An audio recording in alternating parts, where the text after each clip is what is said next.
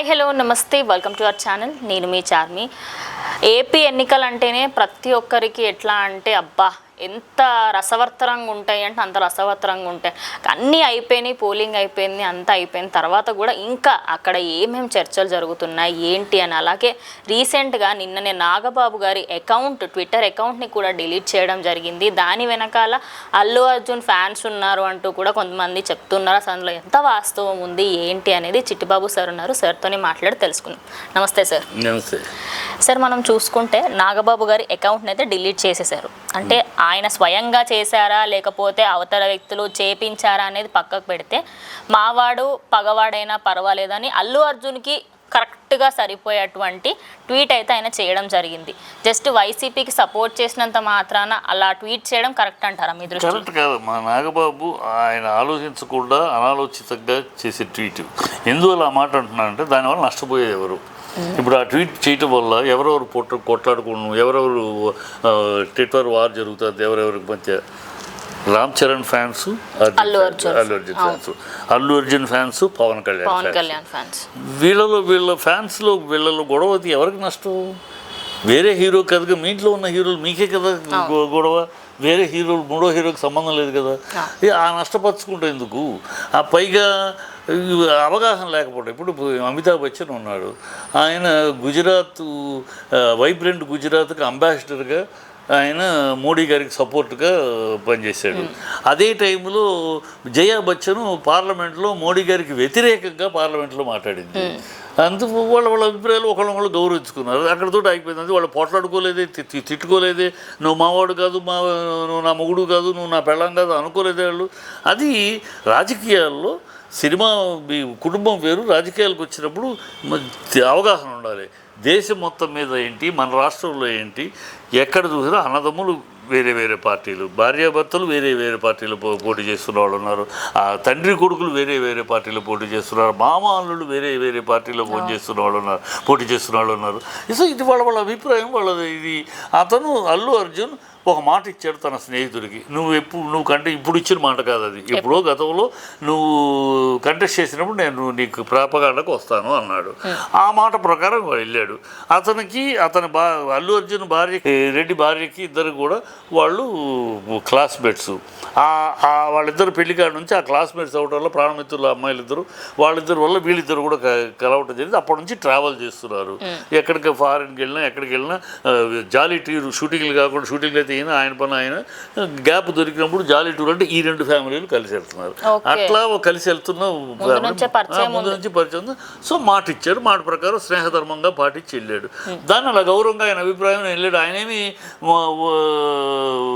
కూటమిని ఓడించండి, అక్కడికి వెళ్ళి నా మిత్రుడికి గెలిపించండి అని అడిగారు. అంతేగా నేను వైసీపీని గెలిపించండి, ఫ్యాన్ గుర్తుకు ఓటేయండి ఆంధ్ర రాష్ట్రం అంతా అని అడగలేదు. అది కూడా చెప్పాడు, నే పార్టీకి సంబంధం కాదు, ఇక్కడ నా మిత్రుడి కోసం వచ్చాను, మిత్రుడిని గెలిపించండి అడగడానికి కోసం వచ్చాను అని కూడా చెప్పాడు. దాన్ని జెంట్లీగా వదిలేయకుండా నాగబాబు గారు తొందరపడి అనాలోచితంగా ఒక స్టెప్ రాయటం వల్ల ఇవాళ ఫ్యాన్స్ కొట్టుకుంటున్నారు ఒకళ్ళు ఇష్టం వచ్చేట్టు. ఎందుకు అవసరమా? నాగబాబు గారు ఎప్పుడు అనాలోచితంగా మాట్లాడిన మాటల వల్ల జరుగుతున్నాయి అంతే. ఓకే. అంటే సార్ ఇప్పుడు ఎప్పుడైనా మనకి ఫ్యామిలీయా ఫ్రెండ్సా అన్న సిచ్యువేషన్ వస్తే చాలామంది ఫ్యామిలీకే సపోర్ట్ చేయాలి అని అనుకుంటారు. అల్లు అర్జున్ విషయంలో ఫ్రెండ్స్ ముందున్నారు, ఫ్యామిలీ తర్వాత ఉంది అన్నట్టుగా నెటిజన్స్ అయితే మాట్లాడుకుంటున్నారు. మరి రామ్ చరణ్ వెళ్ళినప్పుడు అల్లు అర్జున్ కూడా ఒక్కసారి అటు వెళ్ళేసి వస్తే బాగుండు కదా అన్నారు. దానిపైన ఏమంటారు? ఇప్పుడు అల్లు అర్జున్ వాళ్ళు ఏం పిలవలేదమ్మా, ఎవరు పార్టీ వైఎస్ఆర్సీపీ పిలవలా, తన మిత్రుడు పిలిచాడు వెళ్ళాడు, ఏ పార్టీ కాదని. రామ్ చరణ్ని పవన్ కళ్యాణ్ పిలిచాడు వెళ్ళాడు కదా. పవన్ కళ్యాణ్ తన బాబాయ్ కోసం తను వెళ్ళాడు, మిత్రుడి కోసం తను వెళ్ళాడు. Very simple. దీంట్లో ఈ కుటుంబము రాజకీయాలకు సంబంధం లేదు, ఇద్దరికి రాజకీయాల సంబంధం లేదు, ఇద్దరికి లేదు. ఇద్దరు ఒకళ్ళు బాబాయ్ కోసం వెళ్ళాడు, ఒకళ్ళు మిత్రుడి కోసం వెళ్ళాడు. సింపుల్గా పార్టీల కోసం వెళ్ళాలి వాళ్ళు, పర్సనాలిటీస్ సొంత వాళ్ళ పర్సనల్ వ్యక్తుల కోసం వెళ్ళారు. దీన్ని అలా చూసుకొని గౌరవంగా ఉండాల్సింది, దాన్ని అనవసరంగా రచ్చ చేస్తున్నారు. రచ్చ ఎవరు చేస్తున్నారు? బయటోడు చేయాల్సింది వీళ్ళే చేసుకుంటున్నారు. ఈ నాగబాబు అనవసరం ట్రీట్మెంట్ చేసి అనాలోచిక. ఇప్పుడు వాళ్ళు ఫ్యాన్స్ ఏం అడుగుతున్నారు, నువ్వు చంద్రబాబు పక్కన ఎలా నుంచున్నావు, నీ తల్లిని అవమానించాడు కదా, నీ తల్లిని అవమానించేది ఇదే పవన్ కళ్యాణ్ ఊగిపోయి పౌరుషంగా మాట్లాడాడు కదా. మరి ఎట్లాగే మీ అన్నదమ్ములు చంద్రబాబు పక్కన నుంచుంటున్నారు? మీరు చంద్రబాబు పక్కన నుంచుంటమే రాజకీయ పరిస్థితులు. అతను మిత్రుడికి వెళితే తప్ప, అంటే మీరు చేస్తే సంసారం, అతను చేస్తే వ్యభిచారం, వాటి నాన్సెన్స్ అని వాళ్ళు ఫ్యాన్స్ అడుగుతున్నారు. దానికి ఏం సమాధానం చెప్తారు? అనవసరం కెలుక్కుంటమే కదా అది.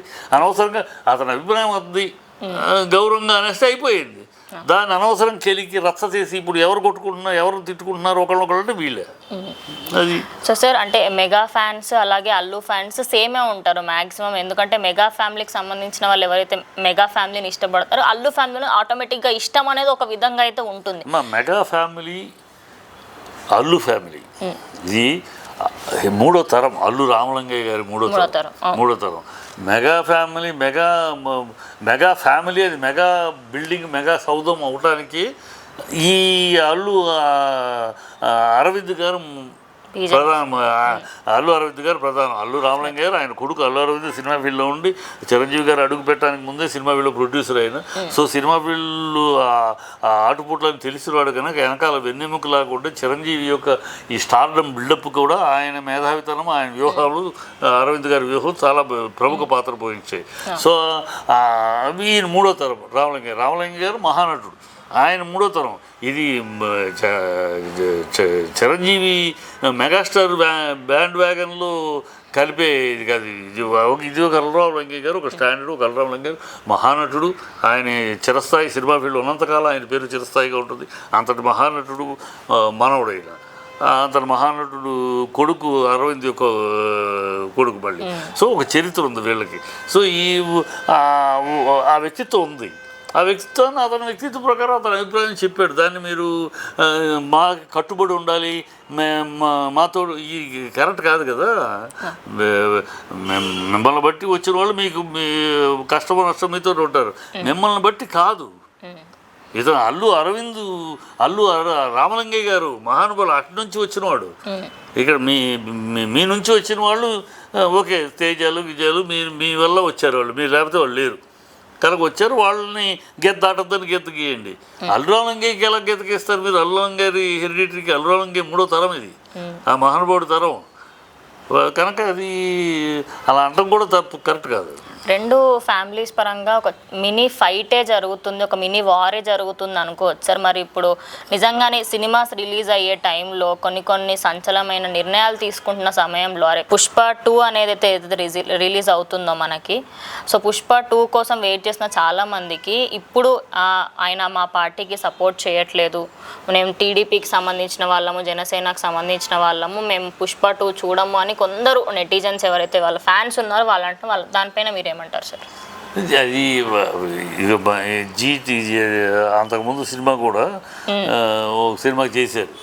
ఏమైంది అప్పుడు స్టార్డమ్కిను ఇప్పటి స్టార్డమ్ వేరు. ఇవాళ ఎక్కడో ఉన్నాడు అల్లు అర్జున్ని ఆ సినిమా ఇదో చేస్తాం అన్నాడు. సులువాగుడు అది గాలివాడు వెంట్రుకు కూడా పైకలేదు. ఇవాళ అతను పాన్ ఇండియా హీరో. అందులో సినిమాలో ఆషామాషికి చెయ్యడు, కష్టపడతాడు. ప్లస్ సుకుమార్ డైరెక్టరు, ఆ కాంబినేషన్ డెఫినెట్గా బ్రహ్మాండంగా కష్టపడి తీస్తారు వాళ్ళు. ఆషామాషిగా సరదాగా జాలీగా కూర్చొని తీరు, కష్టపడి ప్రతి ఫ్రేమ్ కనపడతాయి వాళ్ళ సినిమాల్లో. కష్టపడి తీసే డైరెక్టర్, కష్టపడి తీసే ప్రభావం ఏమి ఉండదు, వెంట్రుకు కూడా ఉండదమ్మా. ఊనే సులువాగుళ్ళు ఈ వాగుళ్ళు తప్పితే ఆ సినిమాని స్టార్డమ్ని వీళ్ళు ఏం చేయగలరమ్మా? ఒక ఫ్యాన్స్ అంతా ఏంటి, ఒక షో అంతే, మహా అంటే ఒక షో. వీళ్ళ వల్ల పబ్లిక్ని ఇన్ఫ్లుయెన్స్ చేయగలిగిన ఇదేం కాదు. పబ్లిక్ సినిమాలో తేడా ఉంటే తప్పితే వీళ్ళ వల్ల ఏమి కాదు. సినిమాలో ఏమన్నా తేడా ఉంటే తప్పితే దెబ్బతింటుంది. సినిమాలో తేడా ఉండే అవకాశం లేదు. ఎందుకంటే ఆ కాంబినేషన్ అలాంటిది. కాంబినేషను 24 hours శ్రమపడే కాంబినేషను, అప్రమత్తంగా బ్రెయిన్ పెట్టి చెమటోడ్చి పనిచేసి సరదాగా జాలీగా కోట్లు తీసుకున్నాం అయ్యేది అవుద్ది వాడి అదృష్టం అన్నట్టు కాదు. శ్రమ పడతారు, క్రియేటివ్ మీద దృష్టి పెడతారు. ప్రతి సీను ప్రతి షాటుని ఒక యజ్ఞంలాగా చేస్తారు. కనుక అది గ్యారెంటీగా హిట్ అవుతుంది, ఇవ్వాలని కోరుకుంటాం. ఎందుకంటే ఇలాంటి హిట్ అయినప్పుడే, సక్సెస్ అయినప్పుడే మిగతా వాళ్ళకు కూడా ఇన్స్పిరేషన్ అవుతుంది. చూడు అంత కష్టపడి, అంత జాగ్రత్తగా కష్టపడి తీయబట్టి కదా అని మనం ఇలా జాగ్రత్త ఒళ్ళు దగ్గర పెట్టుకుని తీయాలి. ఆషామాషిగా 4 పాటలు 6 పాటలు ఏదో ఫైట్లు పెట్టేసి ఇమేజ్లు చూపించేసి వాళ్ళ స్టార్ ముందు చూపించేసి క్యాష్ చేసుకుందామంటే కుదరదు అనేది తెలుసుకుంటారు. ఓకే. సో సార్ ఫైనల్గా అంటే ఈ గొడవ ఏదైతుందో ఇది కంప్లీట్ అవుతుందంటారు, ఇంకా ప్రొలాంగ్ అయ్యి జూన్ 4th వరకు వెళ్తుంది అనుకుంటున్నారు? జూన్ 4th వరకు ప్రొలాంగ్ అయితే నష్టపోయేది వాళ్ళేనమ్మా. మిగతా హీరోలు ఎవరికి ఓపెనింగ్స్ కూడా ఉండవు, వాళ్ళలోనే వాళ్ళకి నష్టాలు వస్తాయి. ఇప్పుడు దానికి ఈ ఆద్యానికి అగ్నికి ఆద్యం పోసిన నాగబాబాయ్ దానికి పులి స్టాప్ కూడా పెట్టాలి. అది అనవసరం, దాని గురించి మీరు అల్లరి చేసుకోవద్దు, అల్లరి చేయొద్దు, అది అతని అభిప్రాయం అవుతుంది. దాన్ని నేను మామూలుగా అన్నాను తప్పితే దాన్ని మీరు ఇలా చేసుకోవద్దని ఆయనే దానికి పులి స్టాప్ పెట్టాలి.